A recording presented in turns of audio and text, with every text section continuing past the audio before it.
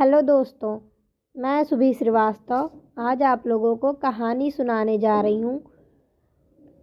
जयशंकर प्रसाद की अघोरी का मोह। आज तो भैया मूंग की बर्फी खाने को जी नहीं चाहता। यह तो साग बड़े ही चटकीले हैं। नहीं नहीं जगन्नाथ, उसे तो बर्फी ही दो, जरूर ही दे दो। ना ना ना ना, क्या करते हो? मैं गंगा जी में फेंक दूंगा। लो, तब मैं तुम्ही को उल्टे देता हूँ। ललित ने कहकर किशोर की गर्दन पकड़ ली। दीनता से बोली और प्रेम भरी आंखों से चंद्रमा की ज्योति में किशोर ने ललित की ओर देखा। ललित ने तो 2 बर्फी उसके खुले मुख में डाल दी। उसने भरे हुए मुख से कहा, भैया अगर ज़्यादा खाकर मैं बीमार हो गया। ललित ने उसके बर्फ के समान गालों पर चपत लगाकर कहा, तो मैं सुधा बिंदु का नाम गरलधारा रख दूंगा। उसने एक बूंद में 17 बर्फी पचाने की ताकत है। निर्भय होकर भोजन और भजन करना चाहिए। शरद की नींद अपने करारों में दबकर चली जा रही है। छोटा सा बजरा भी उसे अपनी इच्छा से बहता हुआ जा रहा है। कोई रोक टोक नहीं। चांदनी निखर रही थी। नाव की सैर करने के लिए ललित अपने अतिथि किशोर के साथ चल दिया। दोनों ने पवित्र सौहार्द और जाह्नवी की धवलता दोनों की स्वच्छता हंसी में चंद्रिका के साथ मिलकर एक कौतूहलपूर्ण जगत को देखने के लिए आवाहन कर रही है। धनी संतान ललित अपने वैभव में भी किशोर के साथ दीनता का अनुभव करने में बड़ा उत्सुक है। वह सानंद अपनी दुर्बलताओं को, अपने अभावों को, अपनी करुणा को उस किशोर बालक से व्यक्त कर रहा है। इसमें उसे सुख भी है, क्योंकि वह एक ना समझने वाले हिरन के समान बड़ी बड़ी भोली आंखों से देखते हुए केवल सुनने वाले व्यक्ति से अपनी समस्त कथा कहकर अपना बोझ हल्का कर लेता है, और उसका दुख कोई समझने वाला व्यक्ति ना सुन सका, जिससे उसे लज्जित होना पड़ता। यह उसे बड़ा सुयोग मिला है। ललित को कौन दुख है, उसकी आत्मा क्यों इतनी गंभीर है, यह कोई नहीं जानता, क्योंकि उसे सब वस्तु की पूर्णता है।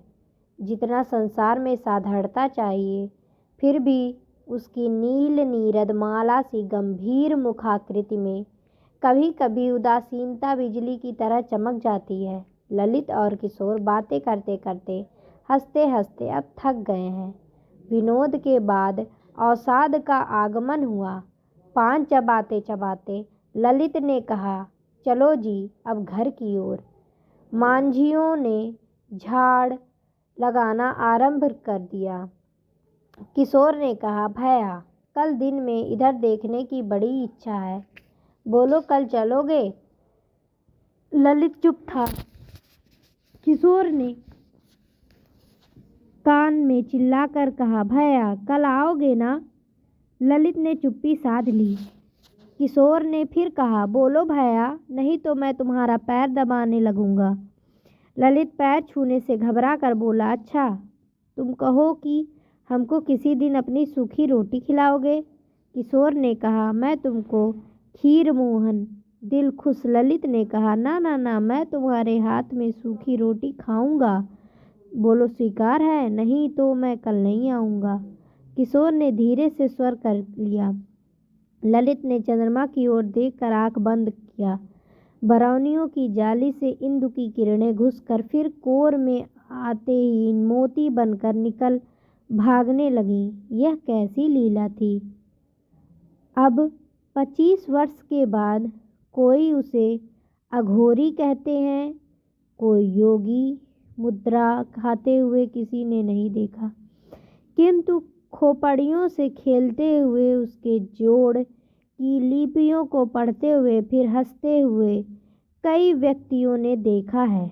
गांव की स्त्रियां जब नहाने आती हैं तब कुछ रोटी दूध बचा हुआ चावल लेती आती हैं, पंचवटी के बीच में झोपड़ी में रख जाती हैं। कोई उससे यह भी नहीं पूछता कि वह खाता है या नहीं।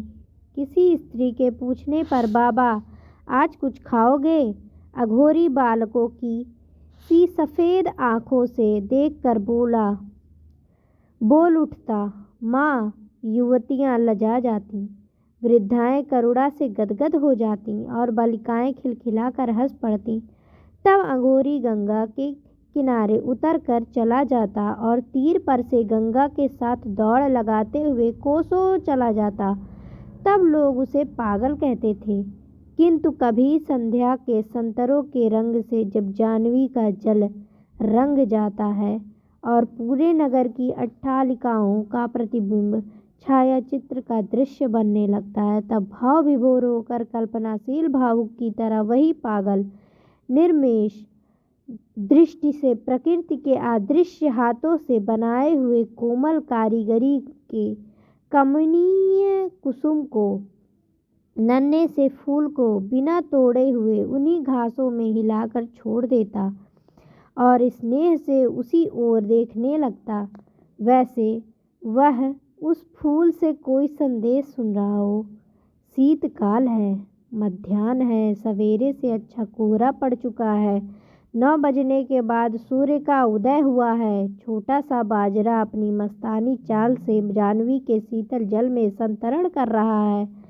बजरे की छत पर तकिए के सहारे कई बच्चे और स्त्री पुरुष बैठे हुए जल विहार कर रहे हैं। कमला ने कहा, भोजन कर लीजिए, समय हो गया है। किशोर ने कहा, बच्चों को खिला दो, अभी और दूर चलने पर हम खाएंगे। बाजरा जल से कल्लोल करता हुआ चला जा रहा है। किशोर शीतकाल के सूर्य की किरणों से चमकती हुई जल लहरियों को उदासीन अथवा स्थिर दृष्टि से देखता हुआ ना जाने कब की और कहाँ की बातें सोच रहा है। लहरें क्यों उठाती हैं और विलीन होती हैं? बुदबुद और जलराशि का क्या संबंध है? मानव जीवन बुदबुद है कि तरंग बुदबुद है तो विलोन होकर भी क्यों प्रकट होता है? मलिन अंश फेन कुछ जलबिंदु से मिलकर बुदबुद का अस्तित्व क्यों बना देता है? क्या वासना और शरीर का भी यही संबंध है? वासना की शक्ति कहाँ कहाँ किस रूप में अपनी इच्छा चरितार्थ करती हुई जीवन को अमृत गरल का संगम बनाती हुई अनंत काल तक दौड़ लगाएंगी। कभी अवसान होगा, कभी अनंत जलराशि में विलीन होकर वह अपनी अखंड समाधि लेगी।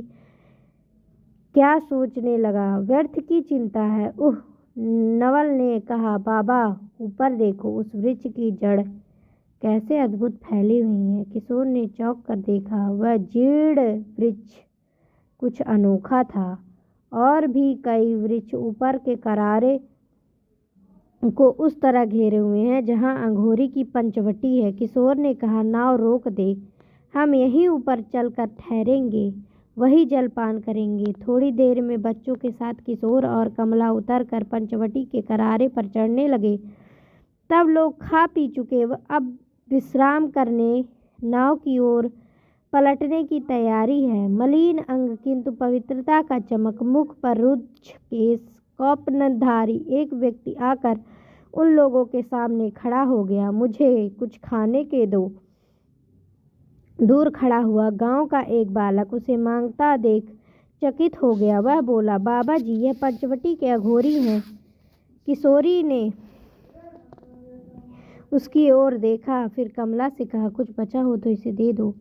कमला ने देखा तो कुछ पारवटे बचे हुए थे, उसने निकाल कर दे दिए। किशोर ने कहा, और कुछ नहीं है? उसने कहा, नहीं।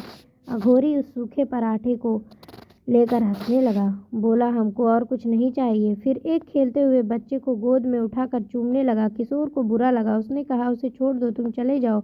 अघोरी ने हताश दृष्टि से एक बार किशोर की ओर देखा और बच्चे को रख दिया। उसकी आंखें भरी थीं। किशोर को कौतूहल हुआ, उसने उससे कुछ पूछना चाहा, किंतु वह अघोरी धीरे धीरे चला गया। किशोर कुछ अव्यवस्थित हो गए। यह शीघ्र नाव पर सबको लेकर चले आए। नाव नगर की ओर चली, किंतु किशोर का हृदय भारी हो गया।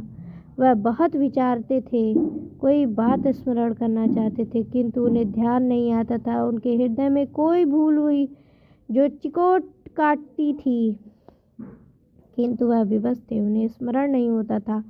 मात्र स्नेह से भरी हुई कमला ने सोचा कि हमारे बच्चों को देखकर